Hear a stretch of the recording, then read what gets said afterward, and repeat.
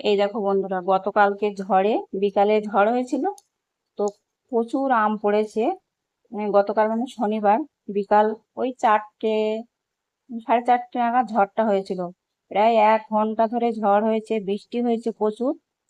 তো আমরা যেখানটাতে থাকি পাশেই বড় একটা আম বাগান, আমাদের পাশেই আর কি।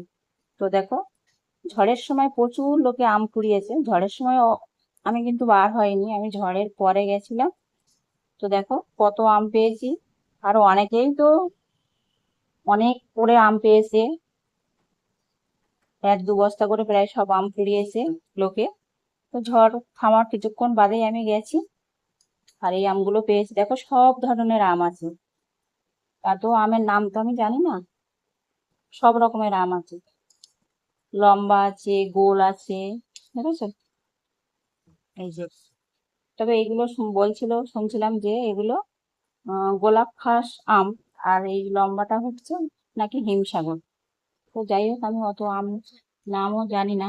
আর দেখো, প্রায় আম সব মানে পাকার মতন হয়ে গেছে। মুখের কাছে দেখেছো, এই দেখো হলুদ হলুদ হয়ে গেছে। দেখো কত সুন্দর। আর এই আমগুলো কিন্তু খুবই মিষ্টি। এই আমগুলো এর আগে আমি খেয়েছি, খুবই মিষ্টি হয় এই আমগুলো। তো এই আম দিয়ে কি কি রেসিপি বানানো যায় বন্ধুরা, অবশ্যই কমেন্টে জানিও।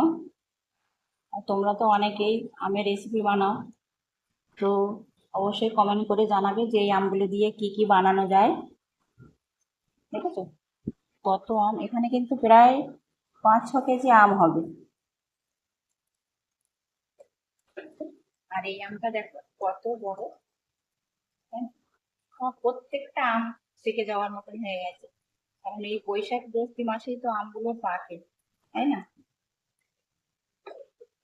প্রচন্ড। আর কোথায় কোথায় ঝড় হয়েছে বন্ধুরা, অবশ্যই কিন্তু কমেন্টে জানাবে। আমাদের এখানে নিউ টাউনে তো প্রচুর ঝড় বৃষ্টি হয়েছে, কারেন্টের তার ছিঁড়ে গেছে, কারেন্ট ছিল না প্রায় 2-3 ঘন্টা পরে, তারপরে আবার কারেন্ট এসছে। প্রচন্ড ঝড় বৃষ্টি হয়েছে, এর আগেও হয়েছে, কিন্তু কালকে হয়েছে সব থেকে বেশি ঝড় হয়েছে। তো যাই হোক বন্ধুরা, এই আম দিয়ে কি কি রেসিপি বানাবো অবশ্যই তোমরা কমেন্টে জানাবে। আর কি কি করলে ভালো হয়, খেতে ভালো লাগবে অবশ্যই জানাবে। আমার তো আমডাল ফেভারিট, কিন্তু প্রতিদিন তো আমডাল খেতে ভালো লাগে না। তবে কিছুটাও হয়তো টক ঝাল মিষ্টি আচার করতে পারি, ভালো একটা পারি না, তবে চলার মতন পারি। তো যাই হোক, ভিডিওটা আজ এই পর্যন্তই।